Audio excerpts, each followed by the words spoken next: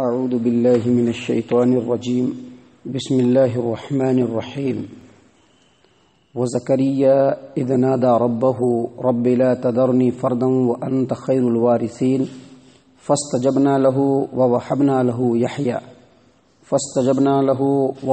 له یحیی واصلحنا له زوجه انهم كانوا يسارعون في الخيرات ويدعوننا رغبا ورهبا وكانوا لنا خاشعين۔ اور زکریا کو بھی ہم نے اپنی رحمت میں داخل کیا اس وقت جب اس نے اپنے رب کو پکارا کہ اے میرے رب، مجھ کو تنہا نہ چھوڑ، اور تو بہترین وارث ہے، تو وارثوں میں سے بہترین وارث ہے۔ پس ہم نے اس کی دعا کو قبول کیا اور اس کو یحییٰ عطا کیا اور اس کی بیوی کو درست کیا، اور بے شک وہ لوگ نیکی کے کاموں کی طرف سبقت کرنے والے تھے، اور یقینی طور پر وہ اپنے رب کو وہ لوگ امید اور خوف کے ساتھ پکارنے والے تھے، اور وہ لوگ ہماری طرف جھکنے والے تھے۔ معزز سامعین اکرام، یہ سورۃ الانبیاء ہے۔ سورۃ الانبیاء سے ابھی آپ کے سامنے آیت نمبر 89 90 80 پر 9 90 یہ دو آیات ابھی تلاوت کی گئی اور اس کا ترجمہ بھی پیش کیا گیا۔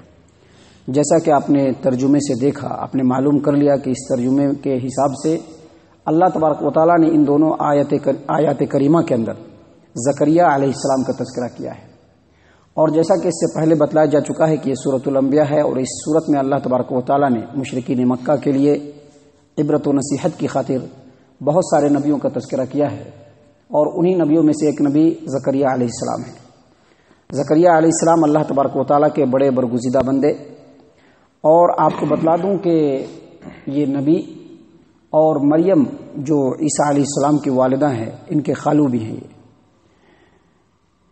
یہاں پر اللہ تبارک و تعالیٰ نے اسی واقعے کی طرف اشارہ کیا ہے جس کا تعلق تھوڑا سا مریم علیہ السلام سے بھی ہے۔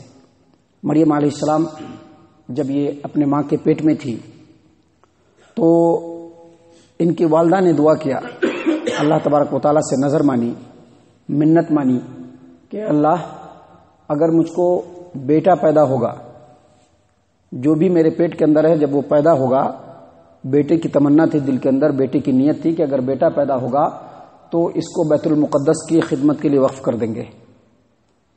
تو جب اللہ تبارک و تعالیٰ نے ان کو اولاد دیا تو بیٹی کی شکل میں دیا، مریم علیہ السلام کی شکل میں۔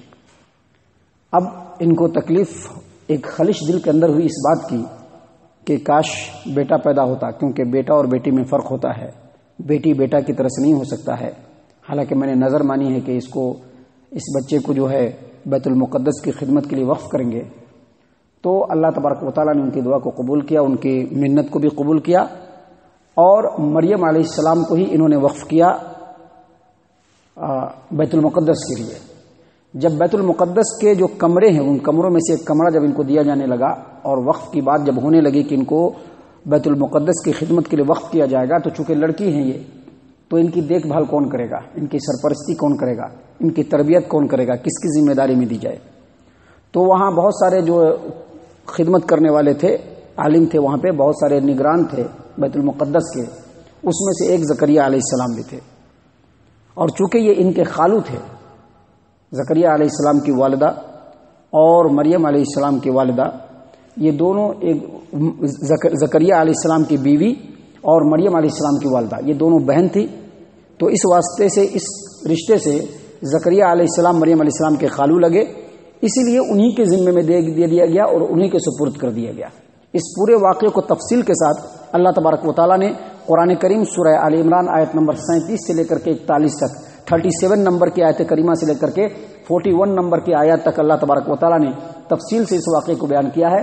اس کے علاوہ اسی واقعے کو اللہ تبارک و تعالیٰ نے سورہ مریم کے شروع میں ہی اللہ تبارک و تعالیٰ نے بیان فرمایا، سورہ مریم کے شروع میں۔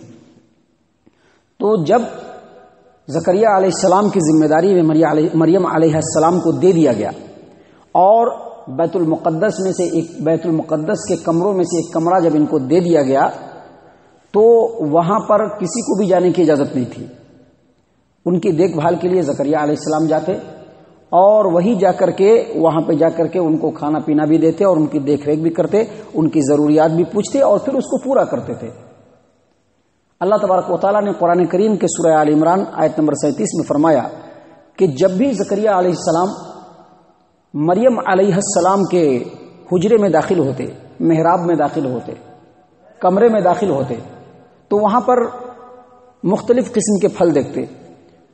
حالانکہ چونکہ سب چیز کی ذمہ داری انہی کی تھی، ان کے علاوہ کوئی اندر جا نہیں سکتا تھا، تو ان کو حیرانی ہوتی کہ میں جب آتا نہیں ہوں تو پھر یہ پھل کون لا کر کے دیتا ہے. تو وہ پوچھتے مریم علیہ السلام سے کہ یہ پھل تمہارے پاس کہاں سے آیا؟ تو وہ کہتی بڑی سادگی کے ساتھ کہ اللہ تبارک و تعالیٰ ہم کو رزق دیتا ہے اور اللہ تبارک و تعالیٰ بے حساب رزق دینے والا ہے. زکریا علیہ السلام کی حیرانی کا مسئلہ یہ تھا، کیوں حیران ہوتے تھے؟ ایک تو ان کے بغیر کوئی وہاں جاتا نہیں تھا، اور دوسرا جب وہ کمرے میں داخل ہوتے اور جن پھلوں کو دیکھتے تو وہ پھل جو ہوتا تھا بالکل بے موسم. یعنی آم کا جب موسم نہیں ہوتا تھا تو آم دکھائی پڑتا تھا، انگور کا موسم نہیں ہوتا تھا تو انگور دکھائی پڑتا تھا، اور پوچھنے پر بتلاتی کہ اللہ تبارک و تعالیٰ دینے والا ہے. تو زکریا علیہ السلام کے بعد دماغ میں بات کلک کری. کیوں کلک کری؟ کیونکہ یہ بوڑھے ہو گئے تھے، ایک دم بوڑھے ہو گئے تھے، اور ان کی بیوی جو تھی وہ بانجھ تھی اور وہ اولاد پیدا نہیں کر سکتی تھی. اسی لیے اولاد بڑھاپے کی عالم تک نہیں ہوا، لیکن دل میں ایک تمنا اور چاہت تھی کہ اولاد ہو جائے. جب دیکھا کہ مریم علیہ السلام کے پاس اللہ تبارک و تعالی موسم کے بغیر پھل دے سکتا ہے، تو ان کے دل میں خیال آیا کہ میری بیوی اگرچہ بانجھ ہے، میں اگرچہ بوڑھا ہو گیا ہوں، لیکن اللہ سے دعا کر کے دیکھتا ہوں کہ کہیں اللہ تبارک و تعالی ہم کو بھی اولاد نہ دے دے.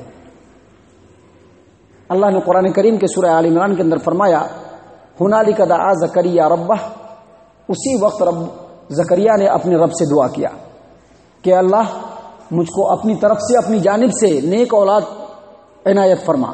اسی دعا کو اللہ تبارک و تعالیٰ نے یہاں پر بھی ذکر کیا ہے کہ وزکریا ربہ وزکریا اذ نادی ربہ، اور زکریا علیہ السلام کو بھی ہم نے اپنی رحمت میں داخل کیا جب اس نے اپنے رب کو پکارا، اپنے رب سے دعا کیا. کیا کہ اللہ جب تو مریم کو بے موسم پھل دے سکتا ہے تو اے میرے مالک تو مجھ کو بھی اولاد سے نواز. لا تذرنی فردا، مجھ کو تنہا نہ چھوڑ، مجھ کو کوئی بچہ نہیں ہے، میرا کوئی وارث نہیں ہے، لہذا اے اللہ تو مجھ کو تنہا نہ چھوڑ. وانت خیر الوارثین، اور تو وارثوں میں سب سے بہترین وارث ہے.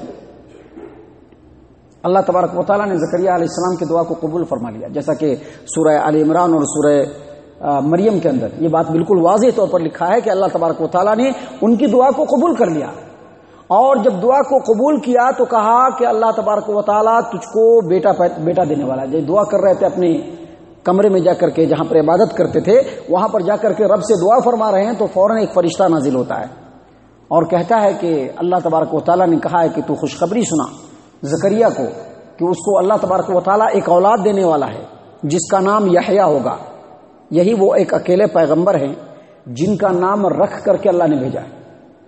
دنیا میں اکیلے یہ انسان ہیں جن کو اللہ نے پیدا کیا، اس سے پہلے ہی ان کا نام رکھ دیا کہ ان کا نام یحییٰ ہوگا. کہا کہ تجھ کو ایک اولاد پیدا ہونے والا ہے جس کا نام یحییٰ ہوگا، اور جو سردار ہوگا اور جو بنی اسرائیل کے اندر جو خرابی ہے اس کو دور کرنے والا ہوگا، اور ایسا نبی ہوگا، ایسا مرد ہوگا کہ جس کو عورتوں میں کوئی خواہش نہیں ہوگی. یہی اکیلے وہ عیسیٰ علیہ السلام اور یہ دو ایسے پیغمبر ہیں جنہوں نے شادی نہیں کی. اور یحییٰ علیہ السلام کے اندر اللہ نے وہ فطرت ڈال دی تھی کہ ان کو عورتوں سے کوئی خواہش نہیں تھی، اور انتہائی پاک باز نبی تھے. ایسے نبی کی، ایسے اولاد کی اللہ تبارک و تعالیٰ نے زکریا علیہ السلام کو بشارت سنائی. ابھی دعا کیا. کیوں دعا کیا؟ رب العالمین صاحب اقتدار ہے، ہر چیز پر قدرت رکھتا ہے، مختار مطلق ہے، کلی طور پر پورے کائنات پر اختیار کرتا ہے، جو چاہتا ہے کر سکتا ہے. اللہ تبارک و تعالی سے کچھ بھی محال نہیں ہے. یہ سوچ کر کے زکریا علیہ السلام نے اللہ تبارک و تعالی سے دعا کیا کہ اللہ مجھ کو اولاد دے. اللہ نے ان کی دعا کو قبول کر لیا. دعا کو قبول کرنے کے بعد اللہ نے بشارت بھی بھجوائی، خوشخبری بھی بھجوائی کہ تجھ کو ایسا ایسا بچہ پیدا ہونے والا ہے. جب ان کو یہ خوشخبری فرشتے نے سنائی تو دل کے اندر مزید اطمینان کے لیے انہوں نے سوال کیا کہ ایسا کیسے ہو سکتا ہے؟ میں بوڑھا ہو چکا ہوں اور میری بیوی باج ہو چکی ہے، تو اب مجھ کو کیسے اولاد ہوگا؟ کہا کہ تیرا رب ایسا ہی کرنا چاہتا ہے، اور تیرے رب کو اگر کچھ کرنا ہو تو صرف کن کہتا ہے، یعنی ہو جا تو وہ ہو جاتا ہے. لہذا تم کو اس میں کچھ بھی شک کرنے کی ضرورت نہیں. کہا کہ ٹھیک ہے، اگر میری بیوی کو جب حمل ہو تو اس کی نشانی کیا ہوگی؟ مجھ کو کیسے پتا چلے گا کہ میری بیوی کو حمل ٹھہر گیا ہے؟ مجھ کو بچہ پیدا ہونے والا ہے، یہ مجھ کو کیسے معلوم چلے گا؟ کہا کہ جب تیری بیوی کو حمل ٹھہرے گا تو 3 دن تک تو کچھ بھی بات نہیں کر سکے گا، یعنی تیری زبان کچھ بھی نہیں بول سکے گی، تجھ کو اشارے سے کام چلانا پڑے گا۔ تو ان 3 دنوں کے دوران اگر کچھ بولنا چاہے گا تو صرف اللہ کا ذکر کر سکتا ہے، لہذا صبح شام رب العالمین کا خوب ذکر کرنا۔ اللہ نے ان کی دعا کو قبول کر دی۔ اللہ نے قرآن کریم کے اس جگہ پر اسی بات کو یہاں پر بیان فرمایا کہ وَزَكَرِيَّا إِذْ نَادَى رَبَّهُ رَبِّ لَا تَذَرْنِي فَرْدًا وَأَنْتَ خَيْرُ الْوَارِثِينَ فَاسْتَجَبْنَا لَهُ۔ اور زکریا کو بھی ہم نے اپنی رحمت میں داخل کیا جب انہوں نے اپنے رب کو پکارا کہ اے میرے رب مجھ کو تنہا نہ چھوڑ اور تو وارثوں میں بہترین وارث ہے، فاستجبنا لہ، تو ہم نے اس کی دعا کو قبول کیا۔ ووہبنا لہ یحییٰ، اور اس کو یحییٰ عطا کیا۔ واصلحنا لہ زوجہ، اور ان کی بیوی کو اس لائق بنایا کہ وہ بچہ پیدا کر سکے، کیونکہ ان کی بیوی بانجھ تھی، لیکن اللہ تبارک و تعالی فرما رہے ہیں کہ میں نے ان کی بیوی کو ہم نے اس لائق بنایا، اس طرح سے درست کیا کہ وہ بچہ پیدا کرنے کے لائق ہو گئی۔ اور اللہ تبارک و تعالیٰ پھر آگے فرما رہے ہیں انہم کانوا یسارعون فی الخیرات، یہ جو بندے تھے یعنی زکریا، یحییٰ یا اس کے علاوہ جو نبی تھے، یہ سب ایسے بندے تھے جو نیکی کی طرف بڑھ چڑھ کر کے حصہ لینے والے تھے۔ اس سے یہ پتہ چلا کہ بندہ جس قدر نیکی کی طرف آگے بڑھے گا اللہ اس کے ارادوں کو اور زیادہ کمپلیٹ کرے گا۔ بندہ جب نیکی میں اپنے مقام کو بلند کر لیتا ہے تو اللہ دیکھنا شروع کر دیتا ہے کہ بندے کی چاہت کیا ہے۔ آج ہم لوگ کچھ نہیں کرتے ہیں لیکن چاہتے کہ رب العالمین ہمارے لیے سب کچھ کر دے، لیکن اللہ تبارک و تعالیٰ فرما رہے ہیں کہ یہ جو بندے تھے یہ نیکیوں میں بڑھ چڑھ کر کے حصہ لینے والے تھے۔ آج دیکھ لیجئے ہمارے ہاں کتنی نیکی میں ہم لوگ حصہ لے رہے ہیں، کس قدر ہم نیکیاں کر رہے ہیں۔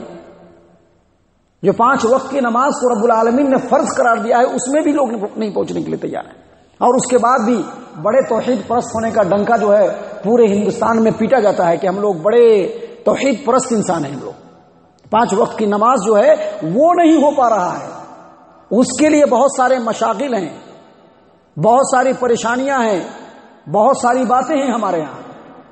اس کے بعد اللہ فرما رہے ہیں کہ ان کو جو ایسا معاملہ ہم نے کیا ایسا ہی نہیں کیا، بلکہ یہ لوگ نیکی کے معاملے میں بڑھ چڑھ کے آگے بڑھنے والے تھے۔ اللہ تبارک و تعالیٰ نے جو فرض مقرر کیا وہ تو کرتے ہی تھے، اس کے علاوہ ہمیشہ اللہ کی عبادت میں لگے رہتے تھے۔ انہم کانوا یسارعون فی الخیرات یدعوننا رغبا ورہبا، اور یہ لوگ ہم کو پکارتے تھے امید اور خوف کے ساتھ۔ یاد رکھیے کبھی بھی رب کی عبادت کیجیے تو 2 جذبہ ضرور ہو دل کے اندر، کبھی بھی رب العالمین کی عبادت کیجیے تو 2 جذبہ ضرور ہو۔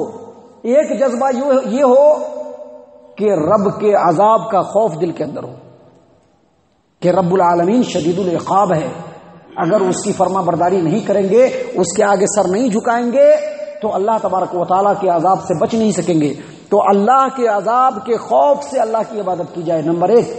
اور نمبر 2، اللہ تبارک و تعالیٰ جو اجر و ثواب سے نوازنے والا ہے، نعمتوں سے نوازنے والا ہے، اس کی امید دل کے اندر رکھتے ہوئے اللہ تبارک و تعالیٰ کی عبادت کی جائے، یعنی خوف بھی ہو اور امید بھی ہو، جیسا کہ اللہ نے یہاں پر کہا یدعوننا رغبا ورہبا۔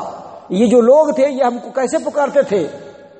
شوق سے پکارتے تھے کہ اللہ تبارک و تعالیٰ ہم کو اجر و ثواب سے نوازے، اپنی نعمتوں سے نوازے، اور دوسرا خوف سے کہ کہیں اللہ کی عبادت نہیں کریں گے تو اللہ کا عذاب کبھی بھی آ سکتا ہے، دنیا میں بھی آ سکتا ہے اور آخرت میں تو خیر ملے گا ہی اگر نہیں کریں گے تو اللہ تبارک و تعالیٰ نے اسی بات کو یہاں پر بیان فرمایا کہ یہ لوگ جو تھے وہ شوق اور امید کے شوق اور خوف سے مجھ کو پکارتے تھے، میری عبادت کرتے تھے، اور یہ لوگ ہمارے سامنے جھکنے والے، خشوع و خضوع اختیار کرنے والے تھے۔ یہ واقعہ اللہ تبارک و تعالیٰ نے صرف اس لیے بیان کیا کہ اس واقعے کے ایک پوائنٹ کے ذریعے سے اللہ بتانا چاہ رہا ہے کہ مکہ والو، تم جو اتنے سارے بتوں کی پوجا کرتے ہو ان کے اندر کچھ بھی نہیں ہے، یہ کچھ بھی نہیں کر سکتے، اور اللہ تبارک و تعالیٰ تو اس قدر صاحب اختیار ہے کہ اگر عورت بانجھ ہو جائے ویسی بانجھ عورت کو ٹھیک کر کے رب العالمین پھر سے بچہ اسے پیدا کروا سکتا ہے، جو اللہ تبارک و تعالیٰ نے زکریا علیہ السلام کی بیوی سے کیا۔ اللہ تبارک و تعالیٰ ہم تمام کو ان آیات کے اوپر غور و فکر اور تدبر کرنے کی توفیق عنایت فرمائے۔ اللہ تبارک و تعالیٰ ہم تمام کو صحیح معنوں میں موحد اور مسلمان بنائے، آمین یا رب العالمین۔ وما علینا الا البلاغ المبین۔